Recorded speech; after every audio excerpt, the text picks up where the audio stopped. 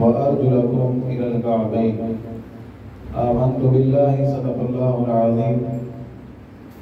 نبی پاک صاحب الاولاد سیاح افلاک صلی اللہ تعالی علیہ وسلم کا ارشاد ہے، فرمایا من صلی علیہ مئہ، جس نے مجھ پر 100 بار درود پاک پڑھا، یعنی جو اس کی عادت بنا لے، فرمایا کتب اللہ بین عینیہ، اللہ اس کی دونوں آنکھوں کے درمیان لکھ دیتا ہے، یعنی اس کی پیشانی پہ لکھ دیتا ہے براءۃ من النار و براءۃ من النفاق، یہ بندہ دوزخ سے بھی آزاد ہے اور نفاق سے بھی آزاد ہے۔ صلو علی الحبیب صلی اللہ تعالی علی محمد صلی اللہ علیہ وسلم۔ گرامی قدر حضرات، اللہ تبارک و تعالی نے اپنے حبیب کے صدقے اس امت کو اپنا پیارا پسندیدہ تحفہ نماز کی صورت میں عطا فرمایا ہے۔ نماز جنت کی کنجی ہے۔ نماز کیا ہے؟ الصلاۃ مفتاح الجنت، نماز جنت کی کنجی ہے، اور نماز کی کنجی وضو ہے۔ اب جس کا وضو صحیح ہوگا اسی کی نماز صحیح ہوگی، اور جس کی نماز صحیح ہوگی تو وہی جنت کا تالا کھول سکے گا۔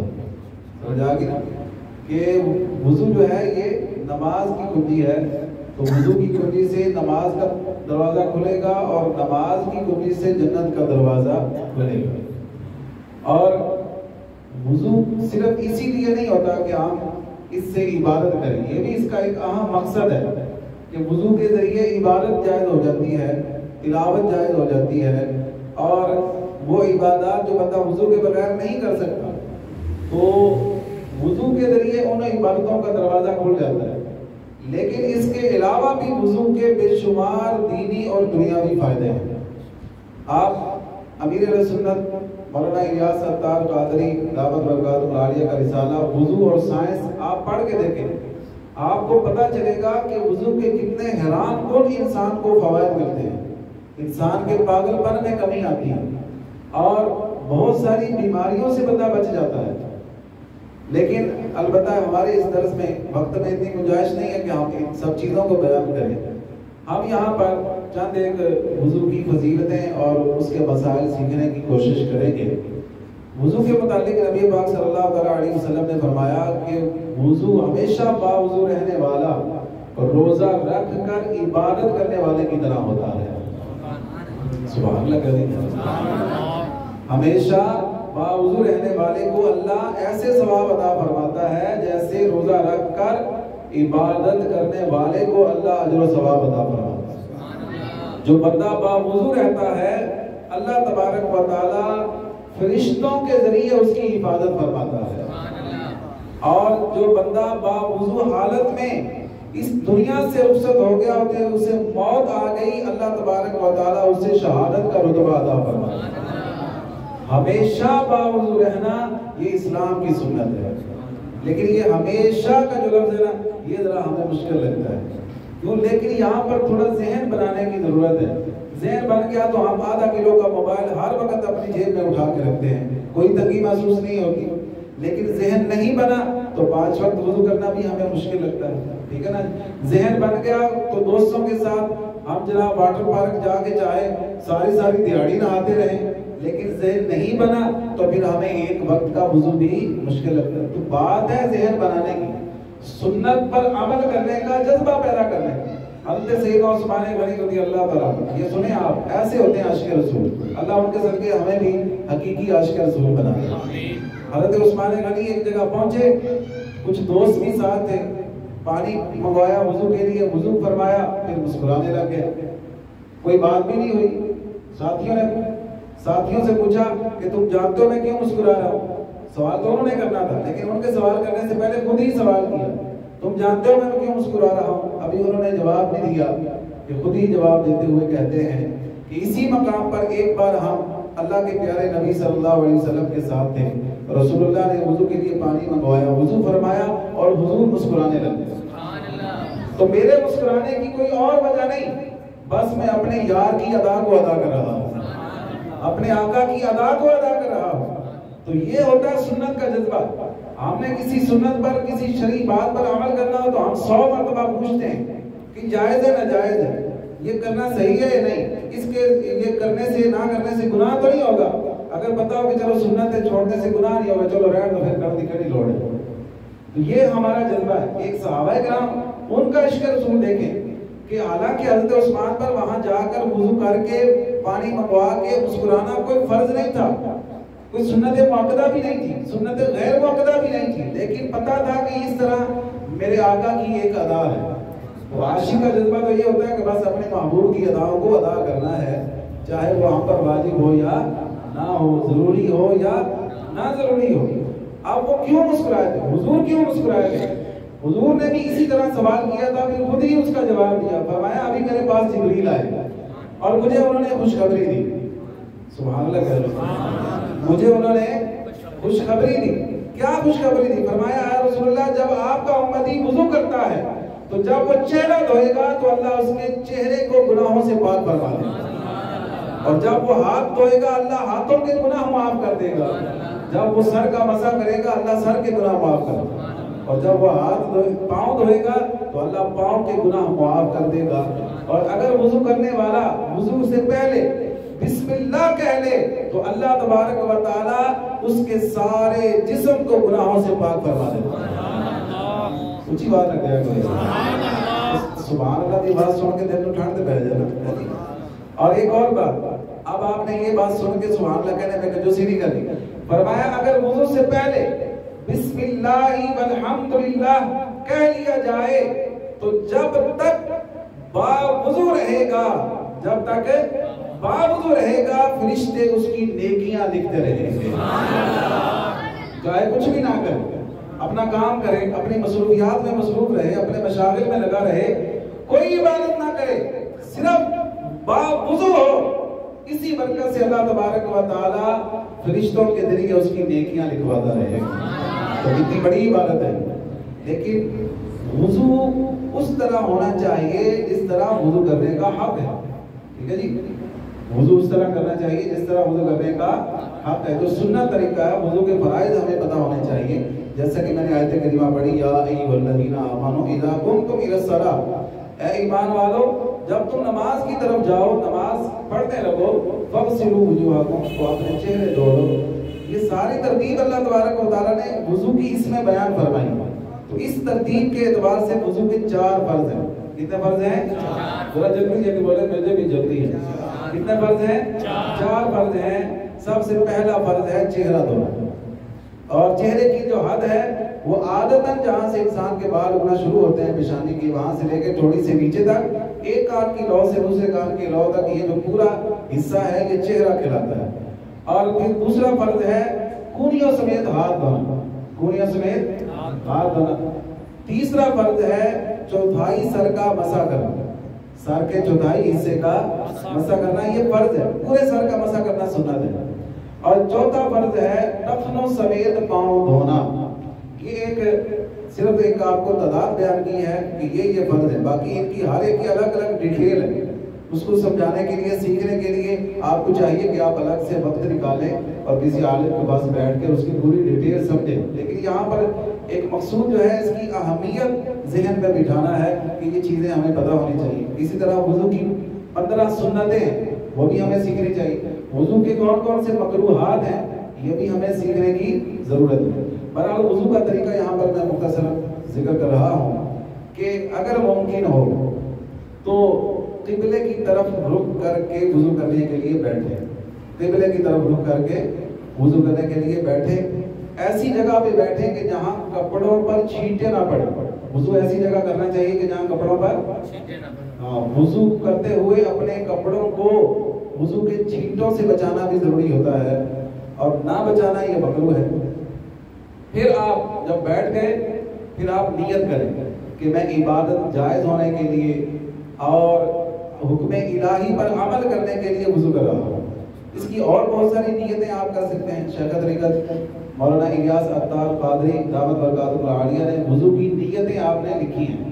نیتوں کا ہمیں ذہن بنانا چاہیے کہ جو شخص جتنی نیتیں زیادہ کرتا ہے اللہ اس کو ثواب بھی اتنا زیادہ عطا کرتا ہے. ٹھیک ہے، تو جیسے امیر سنت نے نماز پڑھنے کے لیے ہم آتے ہیں تو انہوں نے نماز کی نیتیں لکھی ہیں، ٹھیک ہے، تو آپ جتنی نیتیں کریں گے، بظاہر آپ ایک عبادت کرنے کے لیے آ رہے ہیں، لیکن اس کے ضمن میں اگر آپ نے 10 نیتیں کر لی، 10 چیزوں کی نیتیں کر لی، تو عبادت کے ساتھ ساتھ، نماز کے ساتھ ساتھ اللہ آپ کو 10 اور عبادتوں کا بھی ثواب عطا فرمائے گا۔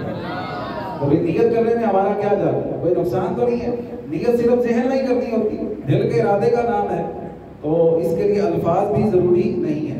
تو اس طرح وضو میں بھی لفظ کہنا ضروری نہیں ہے، یہ دل میں آپ کی نیت ہونی چاہیے کہ میں اللہ کے حکم پر عمل کرنے کے لیے، عبادت جائز ہونے کے لیے وضو کر رہا ہوں۔ اور پھر اس کے بعد آپ نے 3 مرتبہ اپنے دونوں ہاتھ پانچوں تک، جنہوں آپ پنجابی چ گھٹ کہتے ہیں، گھٹ تک توڑے، 3 باری اپنے دونوں ہاتھ گھٹا تک توڑے۔ پھر اس کے بعد آپ نے وضو اپنا چلو میں پانی لے کے آپ نے کلی کر لیا۔ پھر اس کے بعد آپ نے مسواک کرنی ہے۔ کیا کرنا ہے؟ مسواک کرنے کی بڑی فضیلت ہے، اس کو ہمیں اپنانا چاہیے۔ افسوس کی بات یہ ہے کہ ہم نے اس کی جگہ جو ہے نا وہ ٹوتھ پیسٹ کو دے دی ہے، لیکن اپنے آقا کی سنت پر عمل کرنے کے لیے ہم مسواک نہیں خرید سکتے، اتنے مہنگے مہنگے ٹوتھ پیسٹ خرید لیتے ہیں۔ تو مسواک کا ذہن بنائیں۔ حضور نے فرمایا کہ مسواک میں موت کے علاوہ ہر مرض کی شفا ہے۔ مسواک کرنے والے کا فرشتے دیدار کرنے کے لیے آتے ہیں، اور فضیلتیں اس کی بہرحال۔ مسواک کریں، 3 مرتبہ مسواک کرنا سنت ہے۔ پھر اس کے بعد آپ نے دائیں ہاتھ کے چلو میں پانی لے کے آپ نے کلی کرنی ہے، اور اس طرح کلی کرنی ہے کہ آپ منہ کے ہر کونے کھانچے میں پانی پہنچ جائے۔ پھر اس کے بعد آپ نے چلو میں پانی لے کے ناک میں پانی چڑھانا ہے، لیکن اس بات کا خیال رکھنا ہے اگر وضو نہیں ہے، روزہ نہیں ہے، تو پھر آپ ناک کی جڑ تک پانی پہنچائیں، ٹھیک ہے، اچھی طرح ناک صاف کریں۔ اور اگر روزہ ہے تو پھر احتیاط کریں کہ زیادہ آگے پانی نہ جائے، اگر زیادہ پانی آگے چلا گیا اور وہ اندر چلا گیا تو پھر اس طرح روزے ٹوٹنے نہ ٹوٹنے کا الگ ایک مسئلہ بن جائے گا۔ جب ناک آپ نے صاف کرنا ہے تو وہ دائیں ہاتھ کی چھوٹی انگلی سے، بائیں ہاتھ کی چھوٹی انگلی سے کرنا ہے، وہ دائیں ہاتھ سے نہیں کرنا بلکہ بائیں۔ ویسے ہر نیک جائز کام کی ابتدا دائیں ہاتھ سے کرنی چاہیے، لیکن جو کام ناپسندیدہ ہیں جیسے سیدھا کرنا اور اس طرح ناک صاف کرنا، تو ایسے کاموں کو الٹے ہاتھ سے کرنا چاہیے کہ سیدھے ہاتھ کی تعظیم کی لیے، صحیح ہے جی۔ تو الٹے ہاتھ کی چھوٹی انگلی سے آپ نے ناک صاف کرنا ہے۔ جب یہ کام آپ نے کر لیا، اب چہرہ دھونا ہے، تو چہرے پہ کچھ لوگ جو ہے وہ پانی لے کر ایسے زور سے منہ پر ڈالتے ہیں، تو اس طرح پانی منہ پر مارنا یہ مکروہ ہے۔ آرام سے اس طرح اس انداز سے آپ چہرہ دھوئیں کہ جو میں نے چہرے کی مقدار بتائی ہے وہ سارا حصہ دھل جائے۔ اگر داڑھی اللہ نے رکھنے کی توفیق دی ہے، اللہ صاحب کو اس سنت پر عمل کرنے کی توفیق عطا فرمائے، آمین کہہ دیں۔ کام اوکھا ہے، اس واسطے چوک اوکھا نہیں ہے، صرف عشق رسول کی کمی کی ہے۔ اگر یہ پوری ہو جائے، اندر عشق مصطفیٰ کی شمع روشن ہو جائے نا، تو میں کہتا ہوں پھر کوئی زندگی میں کوئی بڑی سے بڑی چیز بھی رکاوٹ نہیں بن سکتی۔ بات صرف یہ ہے کہ اپنے آقا سے اپنے باپ پیار ہو جائے، حضور سے محبت ہو جائے، بے پناہ محبت ہو جائے، پھر دنیا کیا چیز ہے، پھر دنیا کے لوگ کیا چیز ہے، دنیا کے رشتے کیا چیز ہے، پھر انسان کو حضور کی اداؤں پر عمل کرنے کے لیے کوئی چیز بھی نہیں روک سکتی۔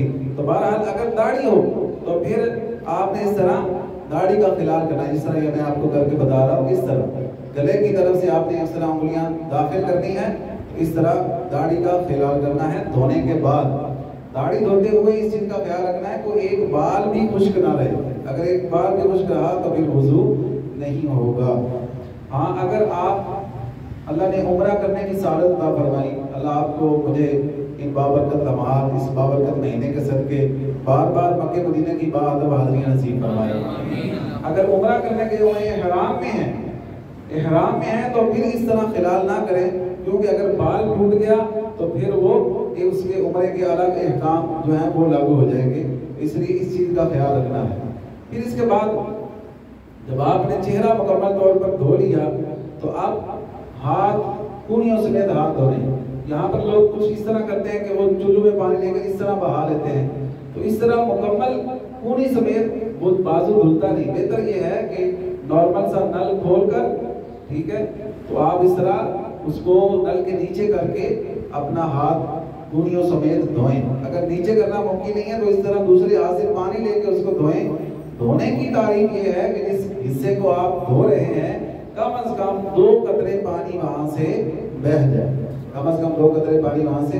تیل کی طرح پانی لگا لینے سے وضو نہیں ہو جاتا یا وہ حصہ اس کو دھویا ہوا نہیں کہا جاتا. تو اس طرح آپ نے 3 بار, چہرہ بھی 3 بار دھونا ہے, کونیوں سمیت ہاتھ بھی آپ نے 3 بار دھونے ہیں.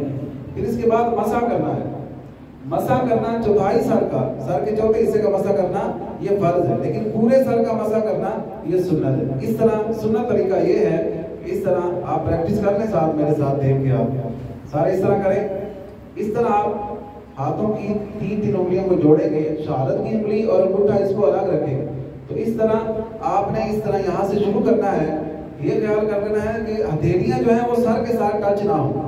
تو اس طرح آپ یہ 3 انگلیاں کھینچتے ہوئے لے جائیں گے پیچھے, اور پیچھے سے آپ نے ہتھیلیاں آپ ساتھ ٹچ کرتے ہوئے آگے لے آنا ہے. پھر یہ آپ کی شہادت کی انگلی ہے, اس کے ساتھ آپ نے کانوں کے اندر کا خلال کرنا ہے. ٹھیک ہے. پھر یہ انگوٹھا بچ جائے گا, انگوٹھے سے آپ نے کانوں کی پشت کا خلال کرنا ہے. اور پھر اس کے بعد یہ جو پشت ہے, انگلیوں کی پشت, اس سے آپ نے پیچھے گردن کا مسح کرنا ہے. گلے کا مسح نہیں کیا جاتا. بعض لوگ اس کو کھینچتے ہوئے یہاں تک لے آتے ہیں. گلے کا مسح نہیں, گردن کا کرنا ہے. ٹھیک ہے.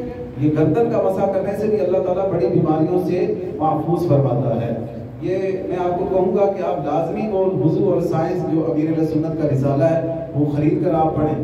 نیٹ سے بھی آپ ڈاؤن لوڈ کر سکتے ہیں, دعوت اسلامی کی ویب سائٹ سے آپ اس کو ڈاؤن لوڈ کر کے پڑھیں. آپ حیران ہو جائیں گے کہ یار ایک وضو سرکار کی اس ایک سنت میں اللہ تبارک و تعالیٰ نے کیسے کیسے راز پوشیدہ فرمائے ہیں. ٹھیک ہے جی, سبحان اللہ کہہ دیا کریں یار. پھر اس کے بعد آپ نے مسح بھی کر لیا. آپ پاؤں دھونے ہیں. پاؤں دھوتے ہوئے آپ نے سب سے پہلے دایاں پاؤں دھونا ہے, پھر بایاں دھونا ہے. یہ ٹخنوں سمیت پاؤں دھونے ہیں. اور بعض لوگوں کا جو پاؤں کا جسم ہے وہ اکٹھا ہوا ہوتا ہے یا انگلیاں جڑی ہوئی ہوتی ہیں, تو ان کو چاہیے کہ اچھی طرح الٹے ہاتھ کی چھوٹی انگلی سے خلال کر لیں اور اچھی طرح مل کے پاؤں کو دھوئیں. اگر پاؤں نیچے سے پھٹے ہوئے ہیں, ایڑیاں وغیرہ, تو وہاں پر بھی اچھی طرح ہر کونے کھانچے میں پانی پہنچانا ضروری ہے. یہ یاد رکھیں کہ وضو کے جتنے اعضاء ہیں ہر عضو کو اس خیال سے دھوئیں کہ کوئی بال جگہ بھی برابر خشک نہ رہ جائے. بعض لوگوں نے انگوٹھیاں پہنی ہوتی ہیں, تو انگوٹھی اگر ٹائٹ ہو تو پھر اس کو ہلا کے اس کے نیچے پانی بہانا فرض ہے. اگر ڈھیلی ڈالی یا خود ہی پانی بہہ جاتا ہے تو پھر اس کی ضرورت نہیں ہے. لیکن احتیاط اسی میں ہے, انگوٹھی پہنی ہے یا گھڑی پہنی ہے اور اس کا چین ٹائٹ ہے, تو اس کو ہلا جلا کے اچھی طرح اس کے نیچے پانی بہانا چاہیے. کوئی اور مسئلہ جو ہے وضو کے لیے, وضو جب آپ کر لیں تو پھر آسمان کی طرف اس طرح انگلی کر کے, اس آسمان کی طرف رخ کر کے کلمہ شہادت پڑھنا چاہیے. اس کی فضیلت کیا ہے آپ سنیں گے, آپ کا دل باغ باغ ہو جائے گا کہ وضو کے بعد جو کلمہ شہادت پڑھے اس کے لیے 8 جنت کے دروازے کھول دیے جاتے ہیں. جس دروازے سے چاہے جنت میں داخل ہو جائے. سبحان اللہ. یہ اللہ تعالیٰ نے اپنے محبوب کے صدقے ہم پر کیسے کیسے انعامات فرمائے ہیں. تو یہ وضو کے چند ایک بڑے بڑے میں نے مسائل آپ کے سامنے رکھے ہیں. اس کے علاوہ کوئی آپ کو مسئلہ ہو تو آپ یہاں پر سوال بھی کر سکتے ہیں. بہتر یہ ہے کہ ایک آپ باقاعدہ کسی عالم دین سے وضو کے مسائل سیکھیں, کن صورتوں سے وضو ٹوٹ جاتا ہے, کن سے نہیں ٹوٹتا. اس کے کافی باریک مسائل ہیں. ہم نے سمجھا ہوگا کہ نہیں یہ تو کوئی ایسا کام ہی نہیں ہے, یہ کوئی سیکھنے والی چیز ہی نہیں. لیکن جب آپ سیکھنا شروع کریں گے نا پھر آپ کو اندازہ ہوگا کہ اس میں کس قدر مسائل ہیں. اللہ ہمیں عمل کی توفیق عطا فرمائے. آمین. اگر عورت نے ناخنوں پر, عورت ہو یا مرد ہو, آج کل سارا مکس ہی چلتا ہے, اگر نیل پالش لگائی ہوئی ہے تو اس سے وضو نہیں ہوگا. ٹھیک ہے جی. اگر مہندی بھی ایسی, ہاں یہ مجھے یاد آ گیا, مہندیاں آج کل جو آ رہی ہیں نا وہ تہ والی آ رہی ہے, جرم والی مہندی آ رہی ہے, وہ مہندی کی تہ جم جاتی ہے, اس سے بھی وضو نہیں ہوتی. یہ اپنی عورتوں کو, گھر کی عورتوں کو سمجھائیں کہ مہندی وہ استعمال کریں کہ جس کی تہ نہ جمتی ہو. جس مہندی کی تہ جم جاتی ہے, اگر کسی نے اور نیل پالش لگائی ہوئی ہے یا کوئی اور ایسا میک اپ کیا ہوا ہے کہ وہ اس کے نیچے پانی نہیں پہنچتا, تو پھر نہ غسل ہوگا نہ وضو ہوگا. اس طرح وہ بے غسلی اور بے وضو ہی رہیں گی, نہ عبادت ہوگی نہ قرآن کی تلاوت ہوگی اور گناہگار بھی ہوگی. اس چیز کا خاص خیال رکھیں۔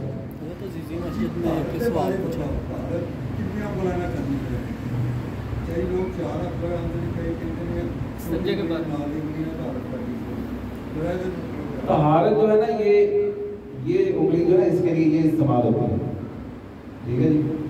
ہاں اگر کسی کو ایک انگلی سے مطلب تشفی نہیں ہو رہی، اطمینان نہیں ہو رہا، تو اب وہ یہ ساتھ والی دوسری استعمال سے آئے۔ طہارت میں یہ انگلی نہیں استعمال کرنی چاہیے، اس کا ایک مقام ہے اس لیے۔ الحمدللہ رب العالمین والصلاة والسلام علی سید الانبیاء والمرسلین ربنا آتنا فی الدنیا حسنۃ وفی الآخرۃ حسنۃ وقنا عذاب النار صلی اللہ تعالی علی خیر خلقہ محمد وعلی آلہ وصحبہ اجمعین۔ ایک بات بتانا بھول گیا ہوں، وضو کے بعد وضو کی دعا بھی پڑھنی چاہیے، اللہم اجعلنی من التوابین واجعلنی من المتطہرین۔ اے اللہ مجھے توبہ کرنے والوں میں سے اور پاک رہنے والوں میں سے، پاکیزہ لوگوں میں سے بنا دے۔